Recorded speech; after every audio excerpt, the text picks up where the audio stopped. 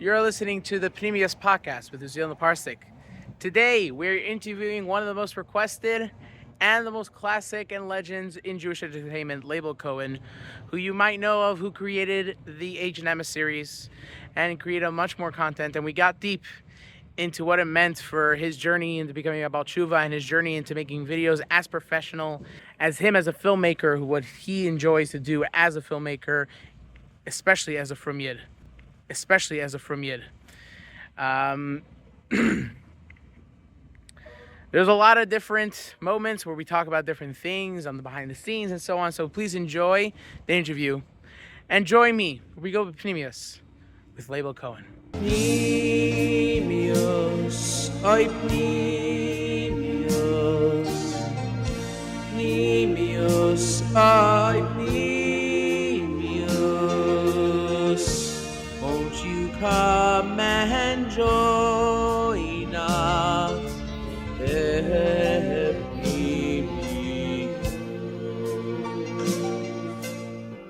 Oh, great, a podcast. Shh, we're about to start. All right, here we are with the classic legend Leibel Cohen, which you might know his films Agent Emes, The Unexpected. And if you look at his YouTube channel a little bit, you'll see one of his first films, The Return, which I actually kind of like. And he really he's very involved in the Jewish entertainment, especially for the Orthodox community, revolutionized the whole concept of films in the Jewish community, especially in America.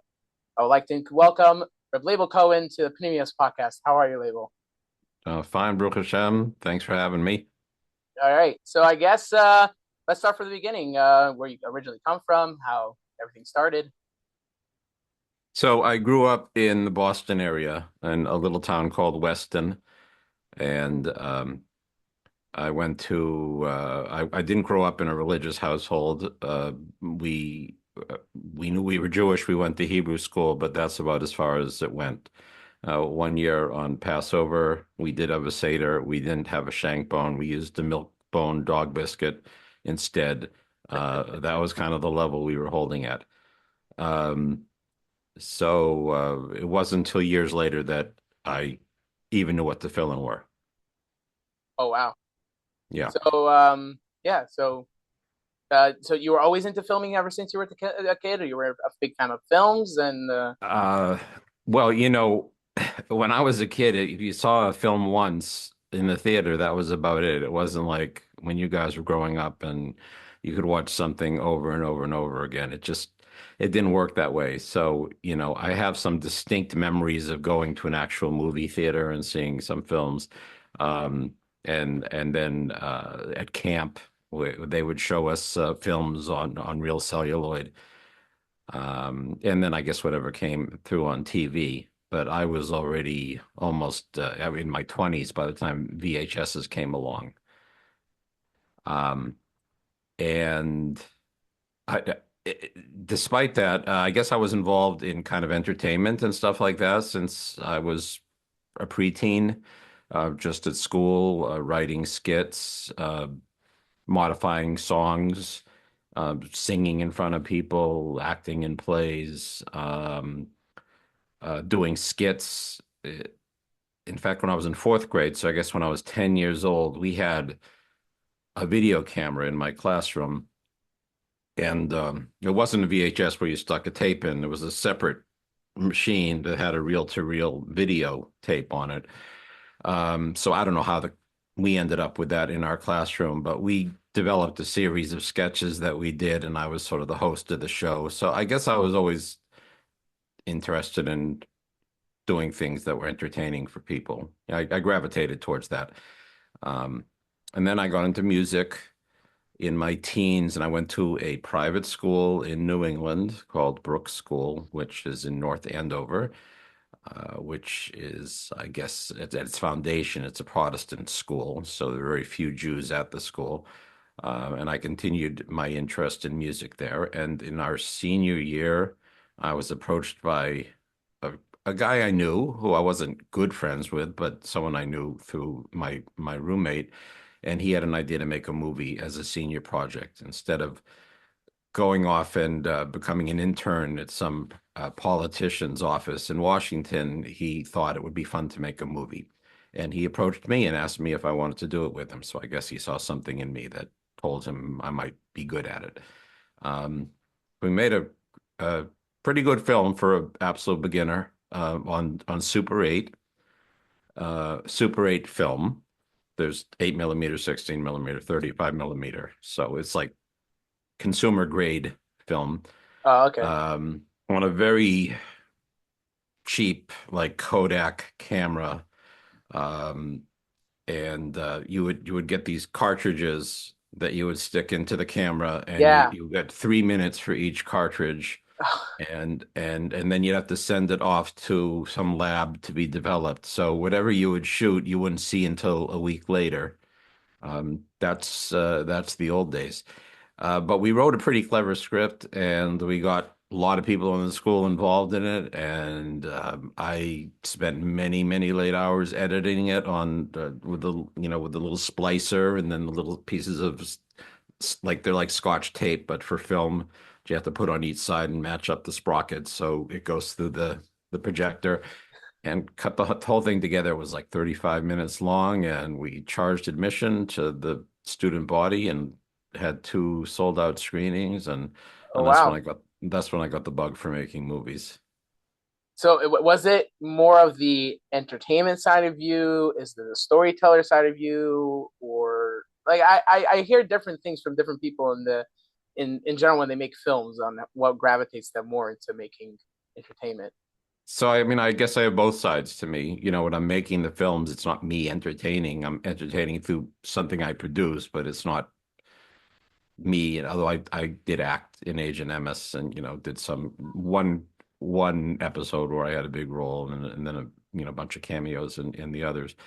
Um, but no, this was more of the storytelling and just entertaining people with whatever I could create. And I, I'm not a good storyteller. Like if you were to sit down with me and someone said, "Leibel, tell us a funny story," or I was going to recount an experience that I had, I'm not a good storyteller in that way. My father was a good storyteller, all of a shalom. I don't have those talents, but I guess when I have enough time to sit down and go over and obsess over it, I can pull a decent story out of my hat. Yeah. And is it more because I it's interesting because through the little I know of you and what I see, you're very much involved in also showing the back end of it, and so and when from the little that you talked about, or like in Age Number 6, you did a little behind the scene commentary, but also in general filmmaking, there's also a lot of aspects that you do that you wrote, you produce, direct.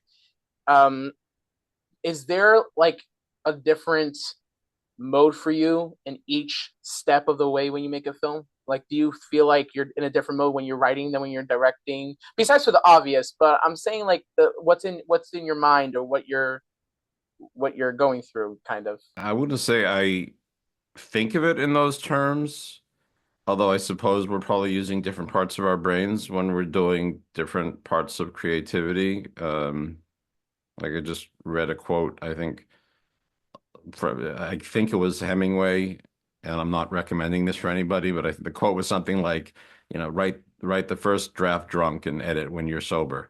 Um, I'm not saying that I wrote these scripts when I was under the influence, but you have to let all I'm saying is you have to be in a mode of letting your imagination go wild and not be self-editing as you're doing the creativity. And then when you come back to it is when you have to look at it with a different point of view. So I guess there are different modes that one goes into, aside from the obvious ones, which is like a lot of filmmaking is very isolated, especially when you're doing like tiny budget films like I did. Um, and the only time you're really with people is on the set of the movie when you're filming the movie, which ends up being a very small portion of the overall time it takes to make the film. Right. That's so interesting how you word that, because it's almost like you're directing yourself after the fact that you make a foundation of a film.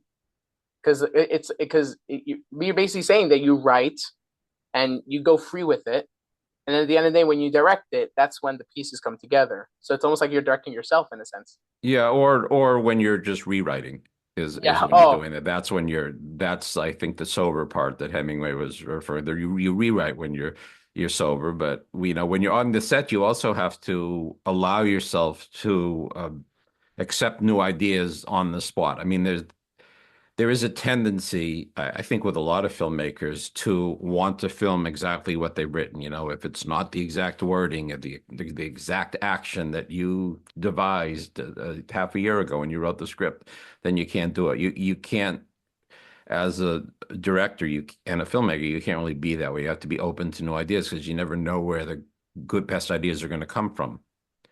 So there were, I suppose, a few occurrences where on the set people would suggest things, and you have to accept a good idea. If it's a good idea, it's a good idea. It doesn't right. make a difference who comes up with it. And if it's better than the idea that you had, then you go with it.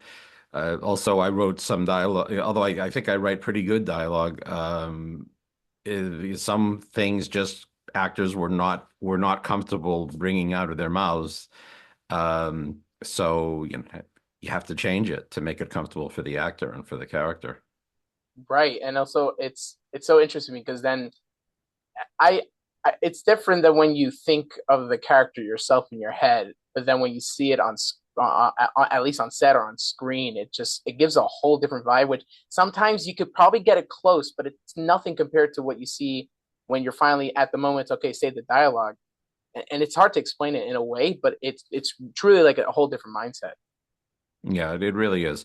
And especially what you were mentioning for the first couple of episodes, I didn't know who my actors were going to be for the most part in Agent Emes. So when I wrote subsequent episodes and I began to establish like a group of regulars, and I knew where I don't know what their pace of dialogue was, um, and became used to the way they would phrase things, then I could write for specific people or Right. for And personalities, for specific personalities. right, and then it also gives you kind of like the freedom because once you get into it, it kind of gives you the freedom to like actually also take a journey with the character in the writing. Meaning like you experiment a little bit, and then when you have a foundation, then you have the next step of like developing the characters in a way. Like for example, I personally think that the second Agent M is Uri. I know a lot of people like the first one because it's like the classic, it's nostalgia because it's also like the first one. But I do really love Uri because of the concept that you literally went on a journey with the character, and not a lot of kids really think about that. But it was jarring to me that's how it was, and I feel like so what you're basically saying is that once you make a foundation, then you're able to take the next step of on developing the characters, experimenting with the characters. Like Betzalel also has been through like so many different obstacles and different journeys and throughout the episode. So and and so yeah, I truly see that in the writing. Yeah, I guess I'm thinking about the episode where Betzalel like quits at the beginning, And number 8, right? I think so. Yeah, I think yeah, it's number 8 where he yeah. he says I've had enough or whatever it was. Um, I don't ask me to remember the stories. It's been a long time. Oh yeah. Number 8, but also that's also an example where like you went through 7 episodes of Betzalel and you enjoy the character, and then you experiment with the character as an audience member or at least as a writer, where you're like, okay, so what if Betzalel for an episode wasn't himself? So it's Right. So like I think like I'm just thinking, why would I do that? Because honestly, I don't remember.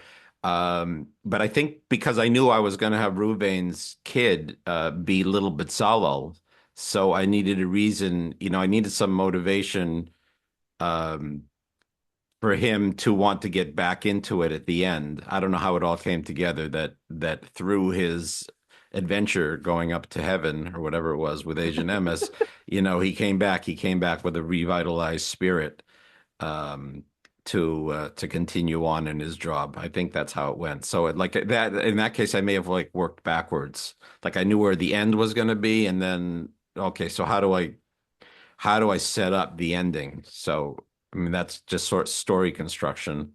I think basic story construction or how one comes to things It should be sometimes. like that though, because then like if you take a character and you're like, okay, I want the character to start off like this. Okay, so how is it gonna end off?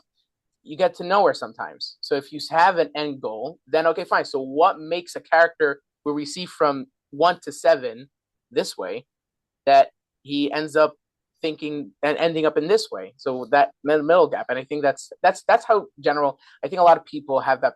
I'm not saying there's a great artist and great story, but I think a lot of times they are missing that core element of that you want to end a character in a certain way.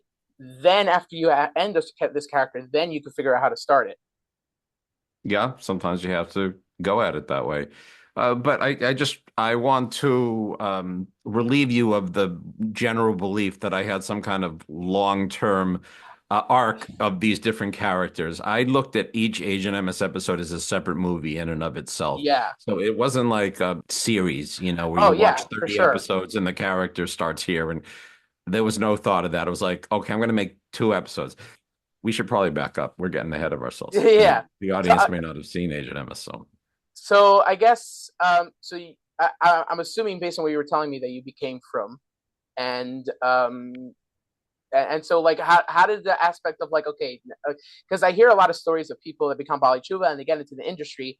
There's a moment where like they're hesitant about going into it because they not necessarily know how to approach it in such a new stage of life, and then they get into it. So did you have a similar experience or was it different?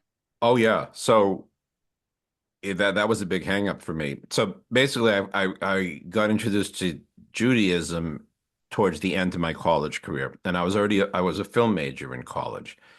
I went to Wesleyan University in Middletown, Connecticut, which is a small liberal arts school. And I started as a music major, but decided I didn't really have what it took to, become a full-time professional musician. Or I just, it wasn't for me. People change their major. I wasn't really looking to challenge myself or torture myself, and I just wanted to get out of college as easily as possible. So I liked watching movies, and I had made a movie, so I was interested in movies, and film seemed like an easy major.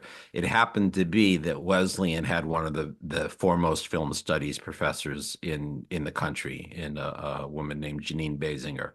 And it did not have a film production uh, path per se. There was one filmmaking class that was offered at the university. It was more film theory and analysis. That was really what Wesleyan specialized in. So I was going to make I was going to make a film as a senior for a senior project. And it was that summer that I went to Israel, and then my life turned upside down. I wanted to take on uh, Yiddishkeit. So it was really at a turning point in my life where I decided to pursue Judaism. And then, well, what do I do with this movie making? It didn't seem as important to me at the time. And I didn't make the senior film, and after college, I didn't go out to Hollywood and pursue a career in, I don't know if I would have done that anyways, but for sure, once I found Yiddishkeit and realized I needed to go to yeshiva and catch up on a lot of things, that's what I did. So I went to, several yeshivas over several years in the late 80s, mid to late 80s. At one yeshiva in Muncie, there was another guy who wanted to make a film for Purim for the yeshiva and asked me to help, and we made a sound Super 8 movie, which was a little more complicated because sound in Super 8 was difficult to deal with in terms of editing. And so I did that. So I did little projects like that. So I would still exercise my interest in film, but I didn't pursue it more than that. But really, it just being a filmmaker, a professional filmmaker, never seemed like something that happened to human beings in reality. It was something that happened out in Hollywood. I never seriously considered like that I could do it. And so I did it.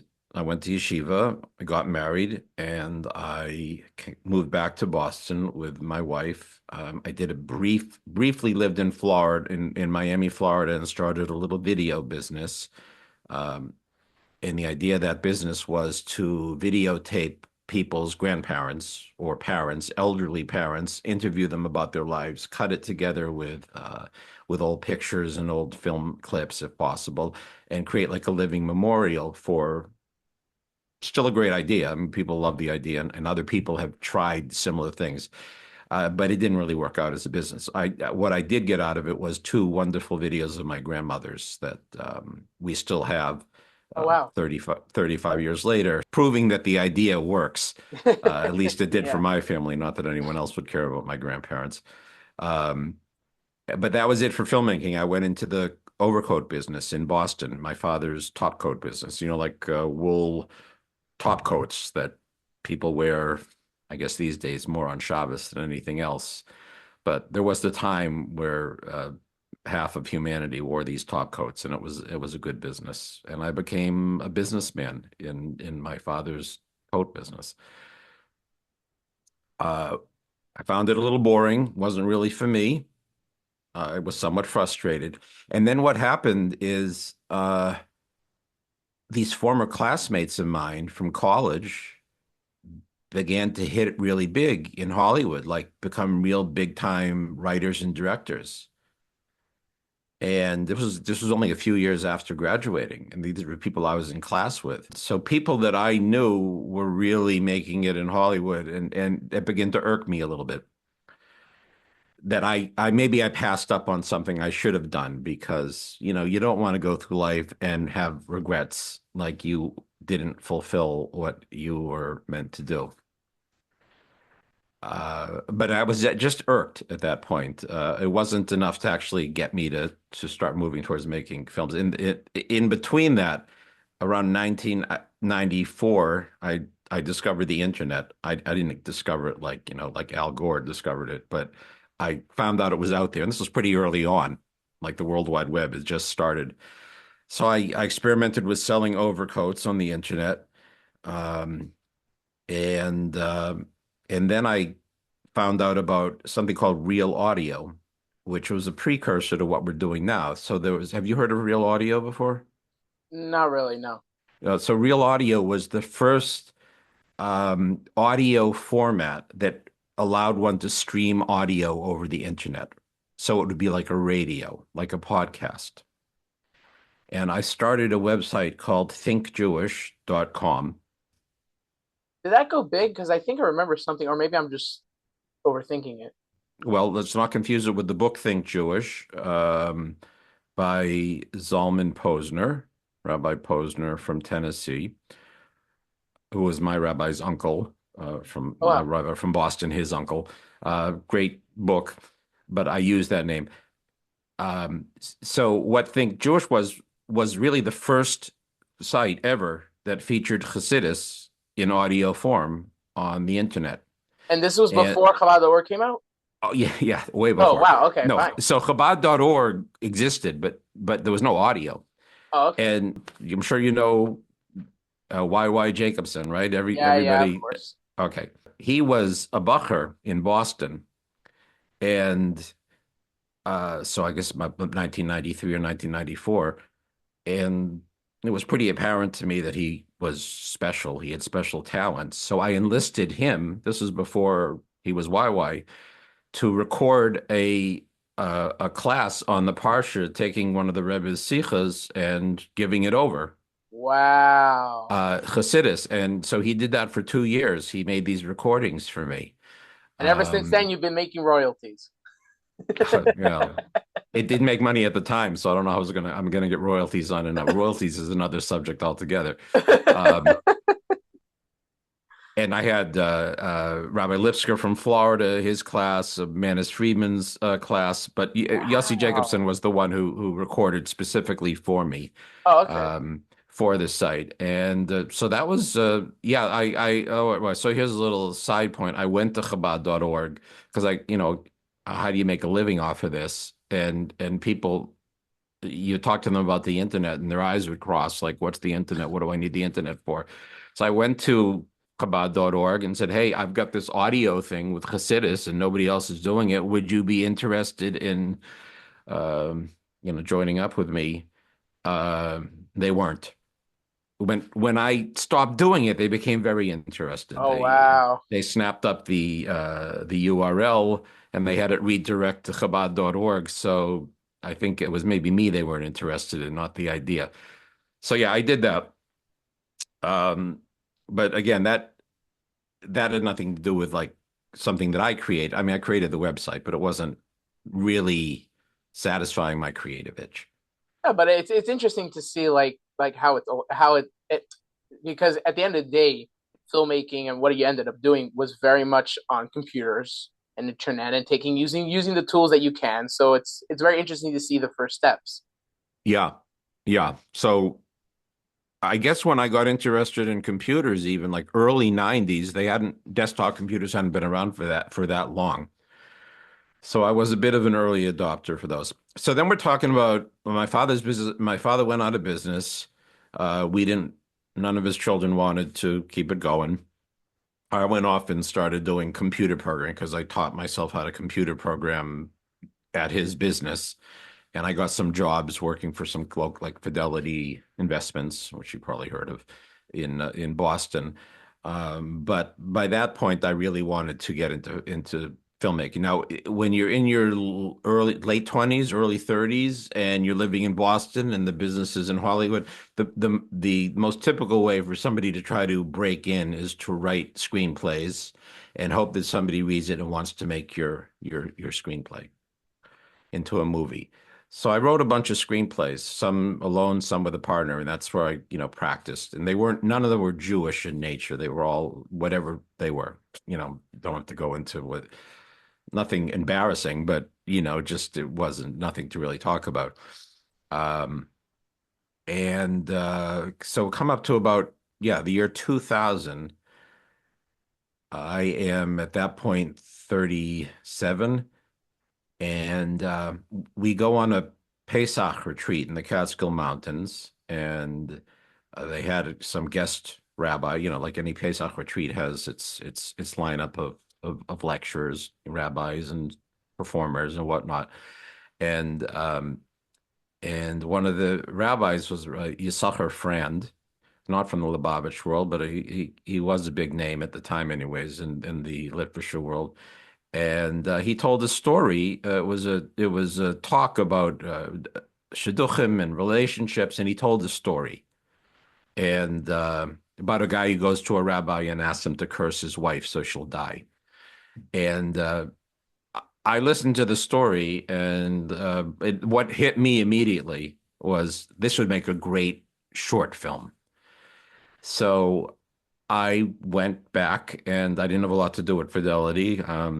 A lot of downtime there, and I wrote a script based on this story, and that was and I gave it to friends or whatever people I knew, to read, and generally the consensus was, yeah, this is a good script. So I decided that will be my first film, and I'll make this myself.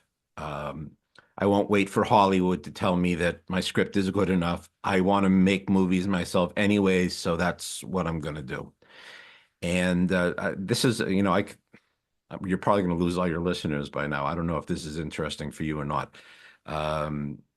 But I figured I would make it on 16 millimeter because video still wasn't a thing. Yeah. And 8 millimeter was also not a thing if you want to make a film that maybe will go to film festivals or whatever, or get you noticed as a filmmaker.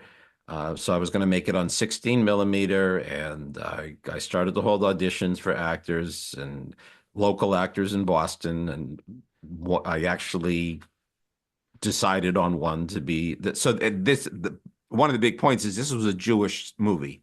Yeah. So the first movie I decided to make was a Jewish themed movie with a Jewish idea, and there was a Rebbe, not the Rebbe, but yeah, a Rebbe figure. So I cast that person, excuse me. And then my wife and I were watching a David Mamet movie on video. And David Mamet casts his wife, Rebecca Pidgeon, in a lot of his films. And we both liked Rebecca Pidgeon. And we knew that they lived in the Boston area. So my wife nudged me to get in touch with her agent and send the script to her. It Your was a wife's agent? ridiculous. The wife's agent, the Oh, of actress, the not actor. Oh, okay. yeah. Um, and but I didn't want to listen at first, and then I said, okay, she nudged me enough, so I did. I sent it to Rebecca had a manager, not an agent per se. Rebecca got the script, and then I got a call a few weeks later saying that she loved the script and she wanted to be in the movie. So now all of a sudden I'm dealing with real Hollywood actors Yeah. and meeting David Mamet, who's like a Pulitzer Prize winning playwright and director and writer of multiple films. Jewish man, actually strong conservative Jewish man, brilliant guy.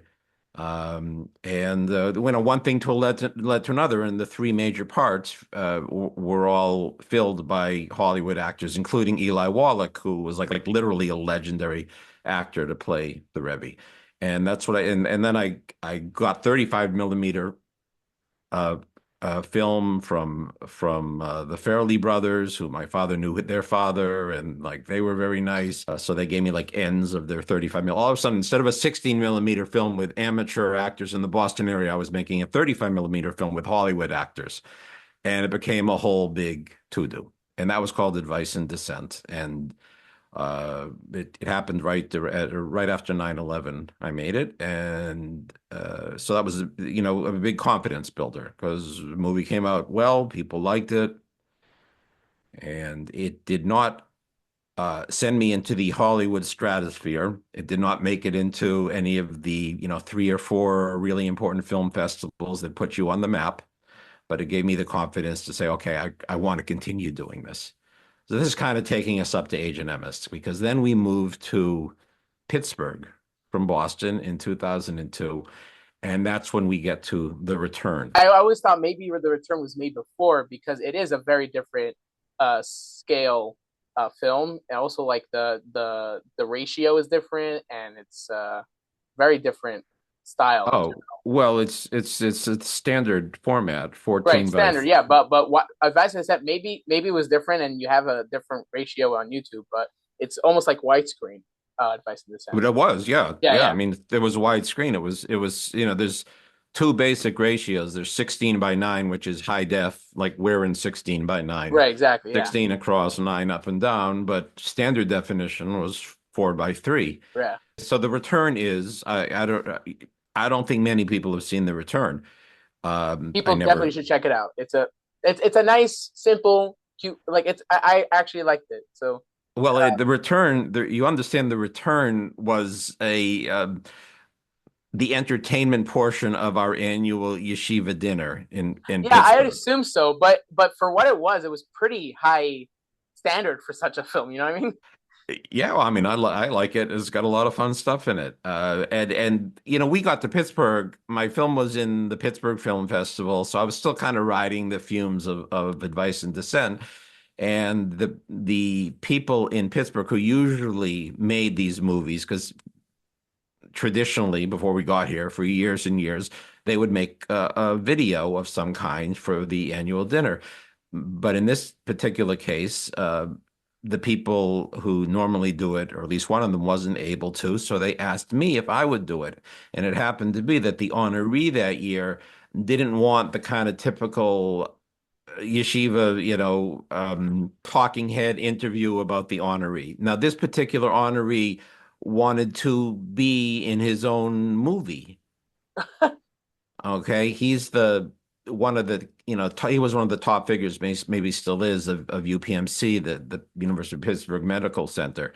So so he had this experience of going to Russia and helping out refuseniks. And which from is this, a true story, right? Is it? So it's no, not not exactly, but it's based roughly on that. So I took the concept of that, and I had the clip with Ted Koppel, which added a little bit of gravitas to it. But he did go to Russia a lot. That was he did go to Russia. Yeah, he did. So, but we turned it into like a spy mystery / comedy. And anyways, people, you can find it on YouTube. It's for free. maybe put in my name and put in yeshiva schools and Dr. Roth. If you put in enough keywords, you can find there. Maybe you'll put the link up Yeah, for sure. Yeah. To the return. But what came out of, so a few things came out of that. One is I used my son Shalom Bear as the role of the little boy. Yeah. And two, I used Jorge as the bad guy. Yeah. Okay. And so like some And also core Amy people Gooderson. and Amy Gooderson was in it. Yeah. I mean, Amy one of the foundational members of this community and now runs so hard. So, but she's a great actress. And here's the key thing about The Return. The key thing was, first of all, the audience, the parents and whoever came to the dinner were on the floor laughing. So it was a big success. I mean, like literally on the floor. So, that was good. That was the first movie I made with digital video. Okay. Right. Which was a new format. And but it wasn't, I didn't edit it. The normal video company that made their videos and like shoots weddings mainly, we had to go to their place and instruct them how to edit. And they had a crazy system, so the sound was off. It was not a fun experience to edit the thing. But it was desktop editing to some degree, digital video editing. But what happened is I began to hear from people that their children were watching, because what happens is after as a parent, you can get a copy of the video once the dinner is over, Right. So people order the video and people would come up and say, my little Yossi can't stop watching it. They're crazy about it. They're watching it over and over and over again. And by the way, that's the best feeling. I make like once a month, like it's not like big videos, but like cute videos for where we just like, it's kind of like Twins for France, if you know what that is, like kind of like style videos, but it's like with the shluchim of LEC, like the school, and like the kids are like it's like their idol, and they share it and they talk about it. It's like it's a good feeling in one hand, but then it's like interesting that's the film that's the video that gets everyone talking. Also. Yeah, it is. I mean, it's always nice when people come and tell you they like your work. The bell that it set off for me was that these kids have nothing to watch. So we had small children. We had small children at the time. It was like puppet theater. I'm not to discredit any of this. Right? Yeah, for sure. Puppet theater, Uncle Moishi, and that was it. There was certainly nothing for kids older than 6 years old. Right. So that got the wheels turning, like that maybe that's a niche, that's a need that could be filled. And was it filled? Well, that's what I set out to do. Right. was to fill that glaring hole of entertainment, and I also thought I could maybe up the quality to some degree. So that was this. Now we're getting into the origins of Agent Emes, since you didn't ask me, but I'm just kind of telling the story. Yeah, perfect. It's good. And a year or two before on Purim, my in-laws gave us a little costume makeup kit. And from this costume makeup kit, like the primary costume was this spy with sunglasses, a hat, a mustache, and a big scar on the side of his face. And our son, Shalom Bear, got into this costume, and we made him up in this costume as this spy. So that's number one. I had this image in my head. And then here's like a key thing to understand about creativity and davening to Hashem, Yiddishkeit. There's in Shulchan Aruch all these laws about if you forgot to say this and if you forgot to say that, and if you're not paying attention here, well, that happens. It happens to the best of us, and I'm not even one of the best of us. One Shachris in shul, the idea just popped into my head. Little Jewish spy kid, fighting the forces of evil.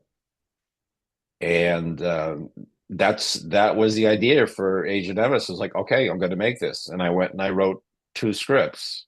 Like it was like nothing to write these two scripts. They were like 30 minutes each. Yeah. And so, for those who are very interested in Agent Emes, he was originally called Spy Kid, but eventually we understood that was no good because there was already this character, the spy, and I didn't want to Yeah. I was about to yeah, say, like, right, didn't want to, didn't want to be stealing that character name.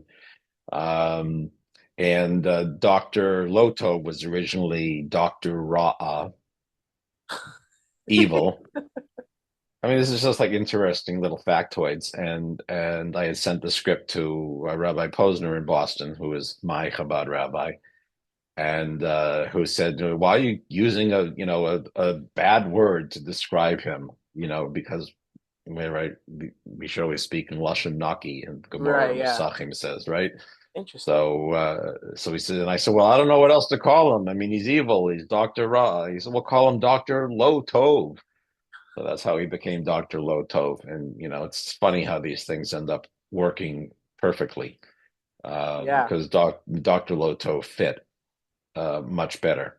So how did Agent Emes then come up if the Spy Kids didn't work out? So that was just a matter of like brainstorming, thinking about it, and then ding, okay. I just one. I thought of Agent Emes. I don't know. It just sounded right. That's just sometimes you have to think about something long enough, and there's people do that all the time. There's all these possible titles for things, and you write them all down. But then when the right one comes along, it's the right one. Although interestingly, when I uh, uh, dubbed it into Hebrew, Yeah, MS I is heard like about that. I never watched it, but I heard about that. it was a good dub job. I did the first two episodes. I didn't do it, but I hired people to do it, and they did a good job. Like The second one it was was dubbed too, yeah, one and two were dubbed. but I don't think the Uh, second one was released because I didn't see it anywhere. could be on Yidflix, which is the Oh, site yeah, that I Flicks. Yeah, run. okay. I might have the Hebrew version on there. Oh, so uh, this part is like, all right, this is all important for the history of it, and like I don't think I'm ever going to write my memoirs, and like I was joking around with David Taub, maybe 30 years from now, somebody's going to want to write about this period of time, and Yeah. when Mashiach comes, there's going to be more interested in Jewish stuff. Someone will write a biography or something like that. So this is like, for the record, this is the history of how it happened, or how I remember it, because history is all relative to how well someone remembers it. Everyone's got a different version of the same thing. Um, I went back to Chabad uh, .org, or not Chabad.org. I went back to Chabad central offices to present because I needed money. Like my first film was subsidized. That was a lot of money. Advice and Dissent, like over a hundred Oh, thousand yeah. dollars before the I whole thing bet. was said and done. I wasn't in a position to. I didn't have access to the money. I wasn't in a position to do it, and I I thought I should partner up with somebody like an organization that could subsidize it. So I went to the people at Chabad, presented with them with the idea. They really liked the idea, um, and we made it an agreement. It wasn't written. I don't know, maybe it was written ultimately, but they were going to invest, $10,000-15,000 to like get it started, and they would be partners of some kind. I don't remember anymore the details of that.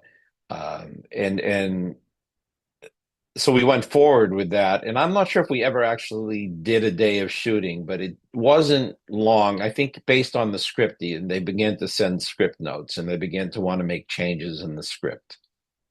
This wasn't good. This is going to upset that one. This is going to upset this one. There's no end to that. And I just, I just got out of the agreement. I mean, I just said thanks, but no thanks. So I sent them back their money, and I decided I'll figure out on my own how to pay for this. And so I had total control over the content of Agent Emes, and always did.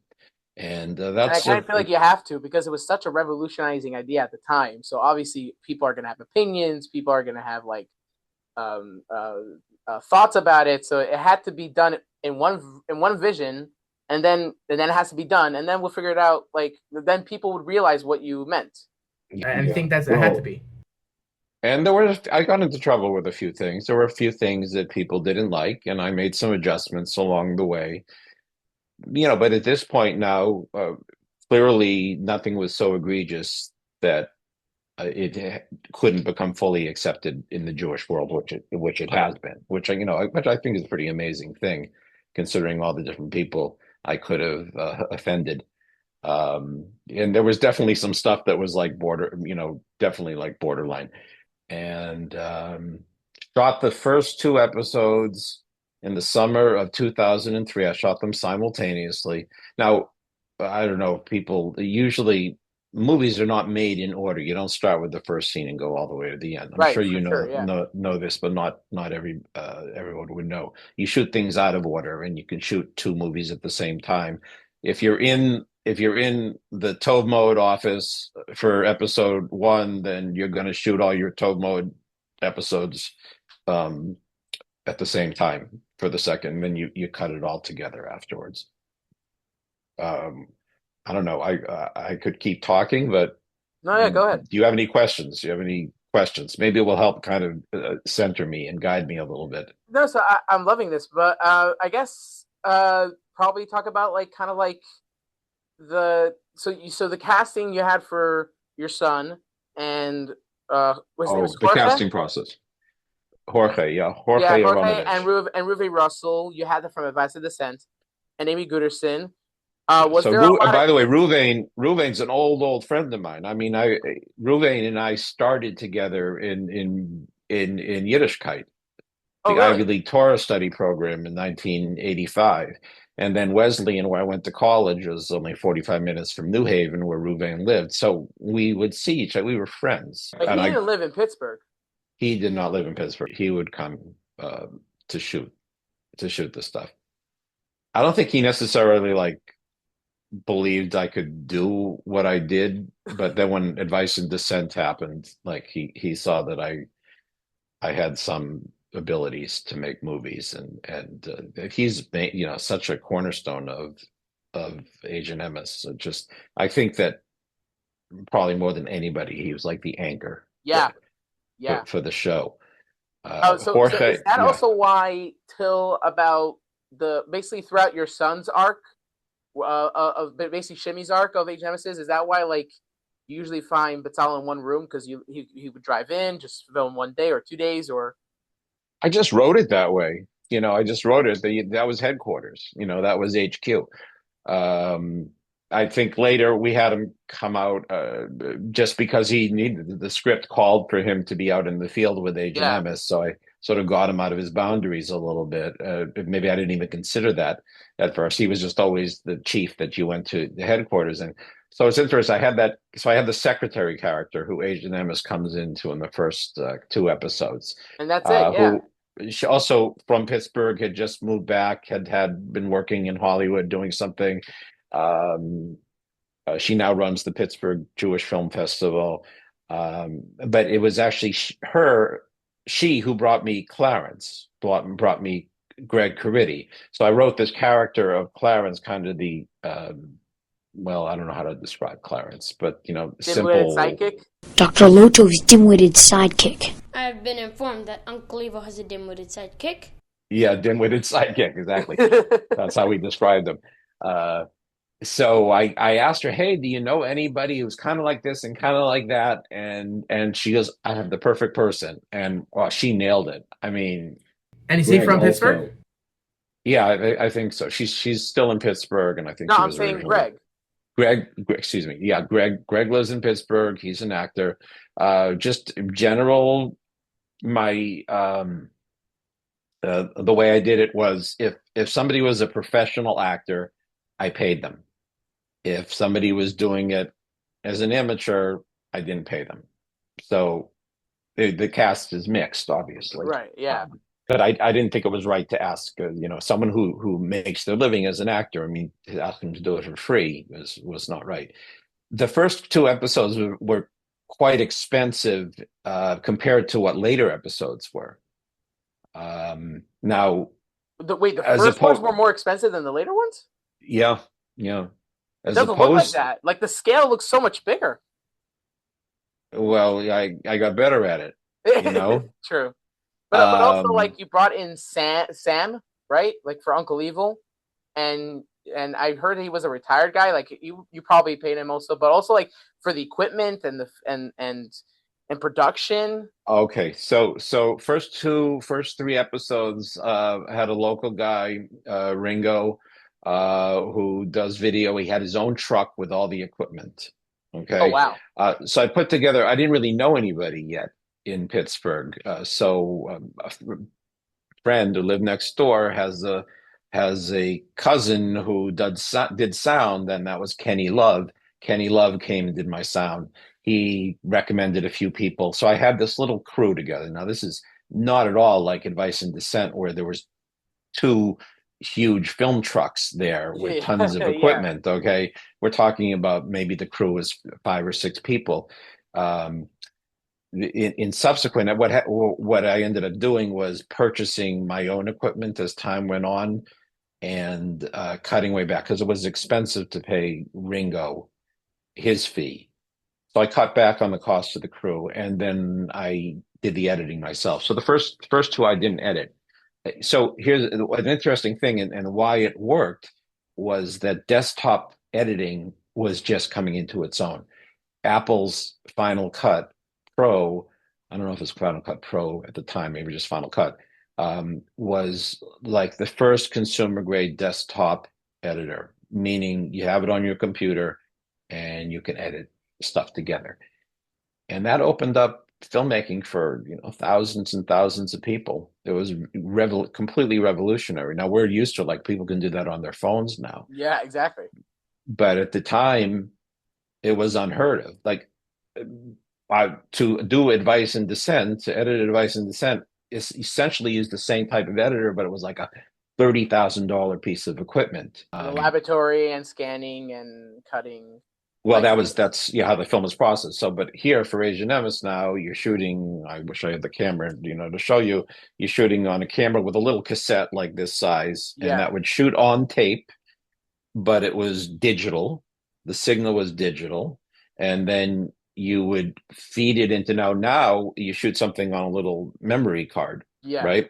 Stick the memory card into the slot in your computer, and you suck all the information, and it's all data. But at that time, you'd have to play through the whole to get it into the video format, digital yeah. format. You had to play the whole thing through, and it had to capture in real time. So it was much slower. So things were sped up considerably as technology went along. Right. But ultimately, you were editing digital files.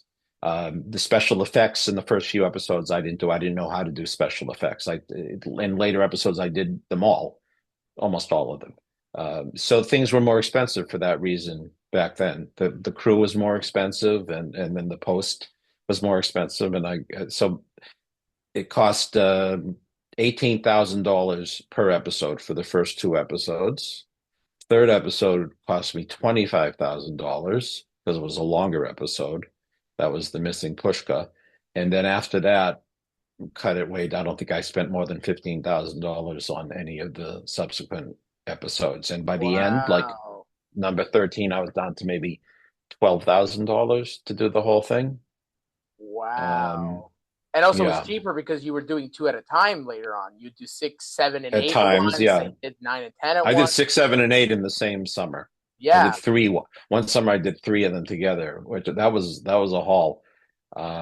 And I worked with different crew people, but there were some that I got along with well, and they became like sort of partners with me in making it. It was So nice to with have that such a kind big of. production, but at the end of the day, it was getting cheaper because of better. But was it that also that the crew were kind of like people that were trying to start out on the business, so they kind of use your template? Was it more like that? Interns, like what was it? Because you had like multiple the behind the scenes footage that you posted on YouTube on the Corruptor and and nine and 10, like it's like massive production. You see people walking around, camera, sound, and writers. Or maybe it's the same people walking around, but I'm saying like it's probably the same people. I don't think my crew was ever more than five people. You need a someone to handle the camera, and sometimes that was me. Number four, I did a lot of the camera work on the Giant Ego. And then later on, we had two cameras. I was shooting with two cameras by the end, so that also cuts down time because instead of going for a long shot and then coming in for a close-up, you can do them both at the same time. right. So that's kind of typical on professional films. But you need a cameraman, you need a grip, someone to set up the lights. Usually they're working together. Grip is lights. Yeah, the grip would be the one who sets. He does more than that, but mainly setting up the lights and working with that equipment, and a sound guy. Then like an intern for continuity. Yeah, I don't think more than that. But also, on the other hand, you also took over a lot of jobs, producing, writing, editing, and I know you also filming and. Well, that's why it's so cheap, because Right. I'm not taking into account what the writer, director, and editor would have been paid if I had to pay one. Right. Right. So that's why it's so cheap. Those roles really would have cost a lot more. So special effects, did you teach that yourself? Like, did you teach yourself how to do it, or did you learn that in film school also? No, I didn't learn anything in film school. I didn't go to film school. I guess in the mid 2000s, I went for a master's in film and digital technology, but I can't say that much that I learned there. I have to give some credit to the teachers. I can't say that much. You really taught yourself the whole process, pretty much, or yeah, well, I mean, YouTube helps, right? It's true. I think, but like special effects, and you can also see it evolutionize over the episodes. But like to sit down and figure it out, and once you figure out the process of doing it and editing, it's like you literally sat down and you figured it out and you did it yourself. It's amazing. That was the most tiring part for me. Post production, because always gets you. Special effects rendering special effects, it takes a long time, and if you get something wrong, you got to re-render it, and computers were not as fast back then. I think it probably still takes a lot of time, but nothing like back then. There were some effects you would do, you'd have to just set it to go overnight, and then hope that it comes out right at the end. But yeah, YouTube tutorials and the same, it's the same general idea. There's some basic concepts you need to know. But like if I wanted to do a lightsaber effect, which we did in number 5, you go onto YouTube. How do you create a lightsaber effect in After Effects? And someone gives you the tutorial, and so then you know how to do it. The awful part about the lightsaber was we had to go frame by frame, outlining where the sword is. And it's nothing like nowadays where there's a lot of tracking tools. Right. Yeah. So green screening was harder. It was a lot. So actually, Betzalel Williamson, who played Shimmy's friend Yoni, when he was no longer acting in it, he was the one who did the rotoscoping of the sword one summer. Really? He worked for you on production afterwards? Yeah, a little bit. Oh, nice. Yeah, a little bit. Because he was like one and gone, but like I really, as like a audience member, again, it's just a geeky fan of me, but like I think you could have like probably seen more of Yoni, or at least like a type like kind of like, because the last thing you saw is that he was affected by the potions in number 4 when Dr. Lo-Tov made everyone. Yeah, and that's all you saw. That was the last thing you saw of him. I don't know what happened to him in number 5. Yeah, he wasn't the friend. He wasn't in number 5. I honestly don't remember. Sometimes people move, or like in the case of Moshe Chaim, the bully in the first 2 episodes, who I thought was great. His parents weren't really comfortable with him playing a bully, so they pulled him. So I had to find a different bad guy, or bad kid. That's just the way it would work. Sometimes it was circumstances, sometimes it was creative decisions. Right. how it was to work with certain actors. One question I thought of is that the hat you CGI'd, or you basically did it with Yeah. special effects. Why couldn't you done it practically? I mean, with wires or something like that? Not necessarily, but also You like mean if the you had flying when if it you would- had like a when it would mechanism fly? on a green screen and then you could like put it in or something, like wouldn't that save time? I guess so, but once it's created as a digital file, it's very easy to work with. Oh, I guess okay, fine. So it was like I a suppose one. I could have. No, I did not create the hat. The digital hat was created by a professional video guy who worked with us in the first film, first couple of episodes, and he created that. So there were things that were done by people that I didn't know how to do at first. But Okay. ultimately, if the hat was going to fly, I created the hat flying. I just used his image of a twirling hat and just moved it across space. Right. And there Also, were sometimes if you look very Yeah. closely, sometimes you had it just the image moving. You didn't necessarily see it spin. Yeah, that could be. Yeah, So it saves time. Another principle, like I have some basic principles of Agent Emes and making films. A lot of times I have to tell myself, your audience is 8 years old. Remember, your audience is 8 years old. So I could get away with a lot of not professional looking stuff because I knew ultimately the audience is not a sophisticated viewing audience. And I know when I watched primitive technology when I was a kid, like in the 60s, I didn't care. And I was just wrapped up in the stories or whatever. And I think ultimately it's the story. If people are laughing and enjoying the story and enjoying the actors, so if the explosion isn't so real or it doesn't look photorealistic, you can get away with it. So how much of the process was? So I guess you kind of touched a little bit where you got some notes from people and stuff, but you kind of over time you get a little more drastic with some storylines. So like let's say Uri getting little blood and stuff like that. So like, did you have a consistent guy you talked to about these things, where how much you could go past, or did you figure it yourself, or did you experiment? Yeah, maybe I ran some things past something, or my wife would see something and she would say, "You can't do that." I mean, there were definitely cases where she would say, "You can't do that," and like the donkey one at the end. There was a little conversation about kosher milk and not kosher milk at the beginning after in the opening sequence of that. Yeah. And the way I worded it was problematic. And so I showed a preview screening in Pittsburgh. Like I always like to try to show them in front of a large audience because like that's the way I think movies should be seen ultimately. So I did a screening here, but it was before I released it, and like Chase Taub was there. And he pointed out a problem and he helped me figure out a way. And I just, by cutting like a line of dialogue out, I solved the problem. So but you never had to like reshoot anything, did you? Because I know reshoots is part of production, but probably in an independent film and you're trying.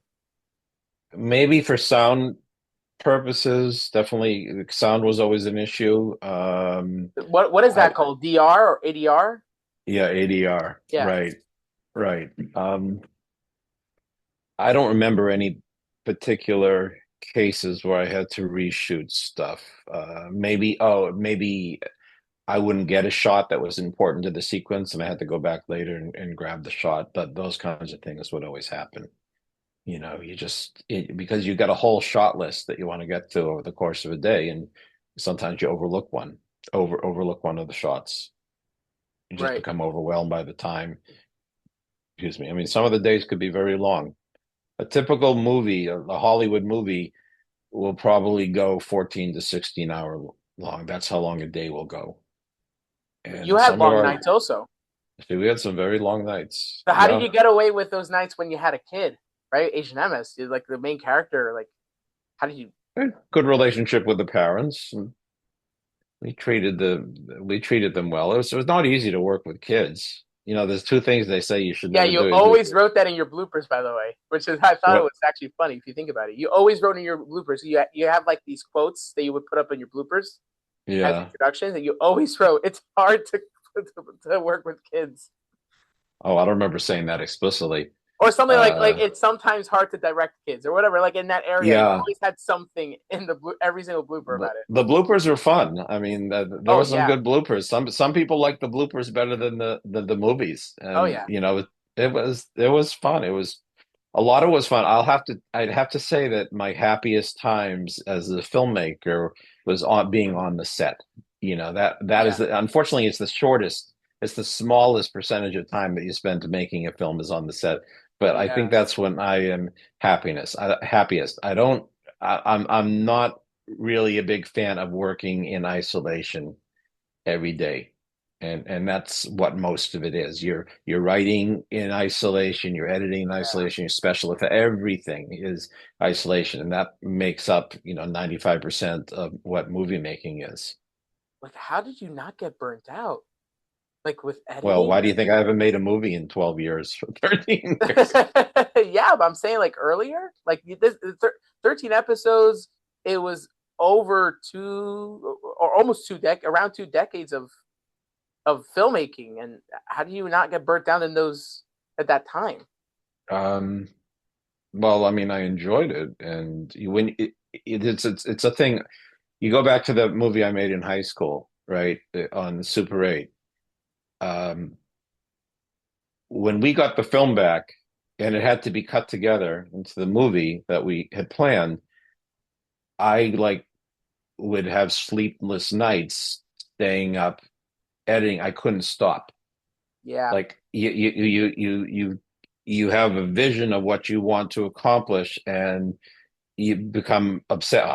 I became obsessed with getting it done, yeah. and getting it done as perfectly as I could. Yeah, my chavrusa sometimes go like you really have to stay up till 2 in the morning, and it's like I can't describe the when you're in the mode of editing. Like it has, because it's almost like you're at the finish line of a race, and it's like you got to complete it, and it's not like anything, and it sounds like how we're describing kind of like drugs, but it's not really, you know what I mean, like addiction or something, but it's like that creative side of you that's like, this is it, and this is how it's coming together, and it's like, and it just, but it takes a long time, and it's like really upping your how anxious you Yeah, are to right. get it. You're not hungry. You're not hungry. You can skip 2 meals and not even know it goes by. Yeah, And literally. so that's a certain type of concentration. Like if I ever thought, oh, maybe I'm ADD, I don't think I could do the things like that if I were ADD. Yeah. Like that's not what ADD people do. But obsessive, yeah. Obsessive and to some degree a perfectionist, and yeah, just wanting to see your vision realized, and then get it in front of people and get their responses. So I guess I'll end off with one question then. If there Yeah. was a storyline that you would do with Agent Emes, what would that be? I started to work on a time travel, futuristic idea. Well, I think Really? it's a great, yeah, I have a great idea actually for one, but um, in the end, the whole thing really came down to, how does one support a family and do something like this? Right. Right. That was the big thing, and it never had the type of funding necessary to make movies, because now maybe it could be different today with streaming, and different business model is possible. But I'm not energized to do that at the moment. Right. So, but But I do have a good idea. I have an idea I wouldn't mind. Yeah, it would be fun to make, but it would also be like I'd literally be starting from scratch, right. completely new actors. That would be tough to Yeah. to Because also revamp. a I lot of had people moved from Pittsburgh. people move, but people moved in also. I'm sure we've got Right. some good people that moved in, but the energy required, it's not for the faint of heart. Put Right. it. I mean, as you know, you're a content creator. It's Yeah. you really have to be driven, have a lot of Yes. ambition, and in Yeah. many ways, I feel like I said what I said with these, and people enjoy them, and kids multiple generations of kids have been enthralled by them and still are. So that's great. Yeah. That's great. But there's a lot more we could talk about. Yeah, there's a lot more. I just want to end off that. Thank you also for what you made with Agent Emes. And literally, I was the type of kid that would watch like the credits. Like I was really deep into like the behind the scenes, and it really inspired me to be a creator. Not necessarily am I making movies or anything, but the concept of entertainment and content. So I would just like to thank you, and I really appreciate this time, and and hopefully we'll get back together for more on Agent Emes and Bechlal on the entertainment side of things. So. Well, you're welcome. I think I've heard from a number of people who were inspired by it and actually went on to pursue, careers or hobbies and doing it because of it. And that's great. That's fantastic. Yeah. Very happy to have inspired people. That's what we're all here to inspire each other in some form or another. Yeah. So I'd be happy to talk more. And if you ever get serious with this idea and you need a hungry content creator, you know who to call. So I thought you were going to say, and I need $100,000. Sorry. I was like, oh, really? No. Okay. Thank you for letting me know. Nice to meet you and talk to you. Yeah, you too. Be well. Yeah, we'll be in touch.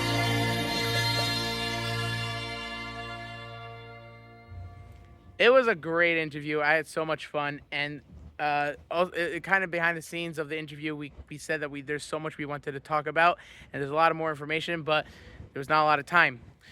We're definitely doing a part 2, so please put in the comments below any questions that you would like me to ask him for part 2. And please also leave in the comments below any other interviewees that you would like me to interview for the podcast. Also, we're going to post a detailed schedule of how the channel is going to go on for every day of the week and different things we do for every different day of the week. Have a good day, everybody, and we'll see you next time.